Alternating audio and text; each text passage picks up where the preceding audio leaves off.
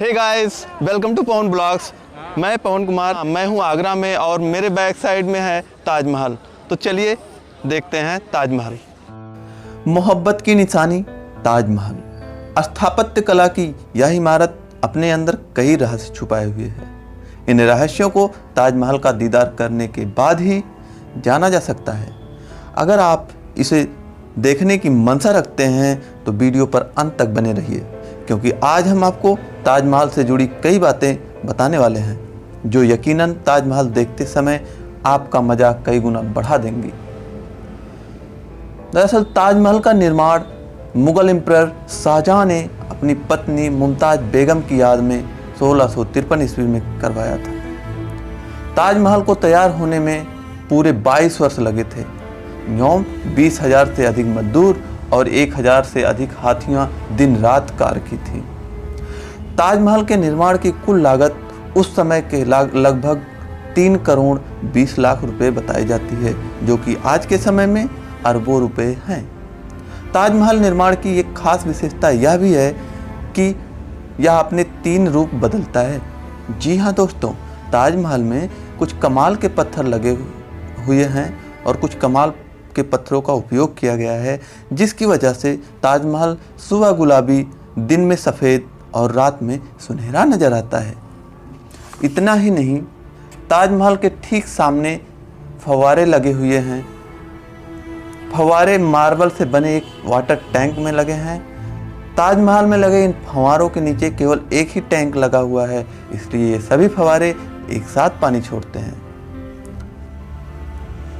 यदि आप ताजमहल घूमने का प्लान बना रहे हैं तो ताजमहल खुलने का समय आपको बता दें तो सुबह 6 बजे से शाम 7 बजे तक ताजमहल खुला रहता है। सप्ताह के 6 दिन, जिसमें शुक्रवार को ताजमहल बंद रहता है, क्योंकि शुक्रवार को नमाज अदा किया जाता है, इसलिए ताजमहल पर्यटकों के लिए बंद रहता है।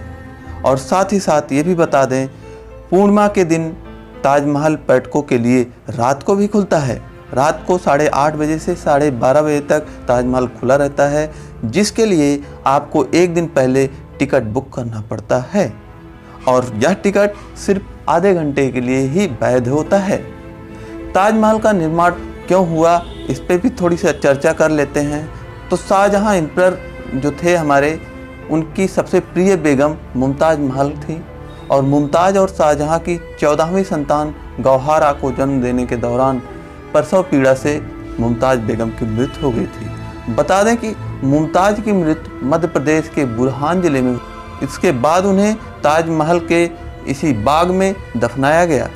बाद में जब ताजमहल का निर्माण करवाया गया, फिर ताजमहल में उनके शव को दफनाया गया।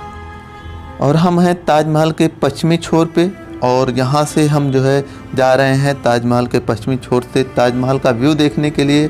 तो चलिए आपको ताजमहल के पश्चिमी छोर से ताजमहल का व्यू दिखाते हैं। ये है ताजमहल के पश्चिमी छोर पे बना ताज मस्जिद, जो कि बहुत भव्य है। और सेम बिल्डिंग इसके सामने अपोजिट बना हुआ है ताजमहल के दूसरे साइड में, और उसको मेहमान खाना के नाम से जाना जाता है। तो ये है ताज मस्जिद। इसी में नमाज अदा की जाती है हर शुक्रवार को, और शुक्रवार को पर्यटकों के लिए यह बंद भी रहता है। और यह है ताजमहल का उत्तरी छोर, जिधर से यमुना नदी प्रवाहित होती है। बात अगर करें हम यमुना नदी की, तो ताजमहल की यादें भी यमुना नदी से जुड़ी हुई हैं। बात उस समय की है जब शाहजहां के पुत्र औरंगजेब ने शाहजहां को कैद कर लिया था आगरा के किले में। उस समय उस आगरे के किले में ही शाहजहां की मृत्यु हो गई थी।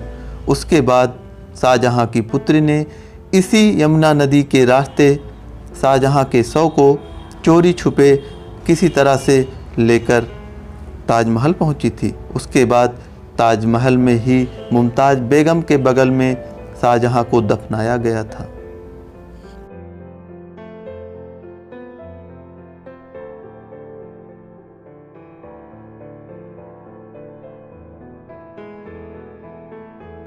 और अब हम चल रहे हैं ताजमहल के पूर्वी छोर की ओर और वहाँ से ताजमहल का व्यू दिखाएंगे और क्या है उसको भी आपसे अवगत करवाएंगे।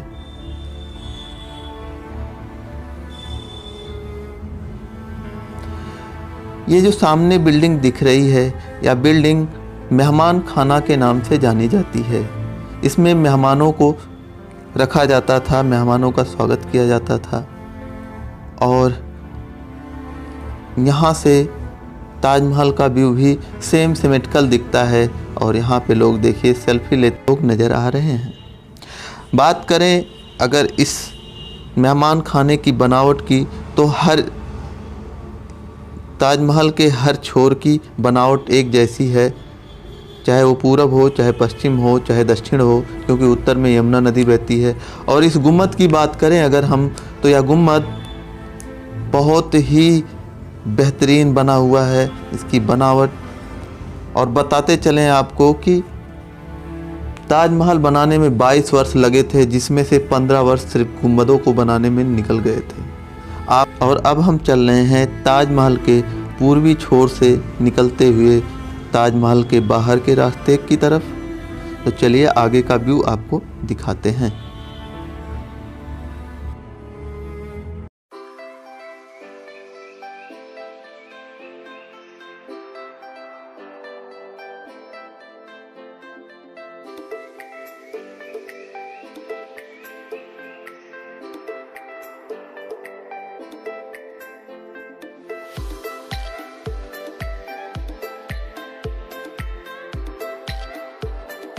और ये है ताजमहल का मैप, जिसमें आप पूरा ताजमहल का स्ट्रक्चर देख सकते हैं।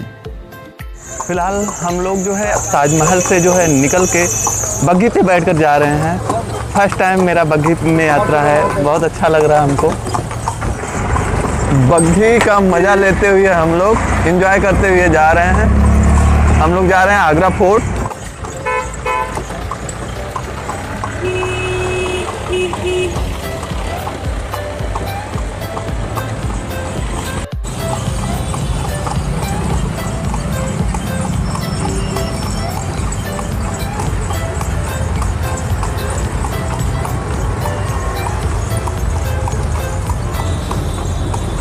तो फ्रेंड्स, अगर हम पूरे टूर बजट की बात करें तो आपका फेयर आने वाला है सब मिला जुला के 2000 रुपीज़, जिसमें 400 रुपीज़ में नॉर्मल रूम मिल जाएगा आपको। अगर आप और अच्छा चाहते हैं एसी रूम तो 600 सिंगल बेड और 800 डबल बेड में मिलेगा।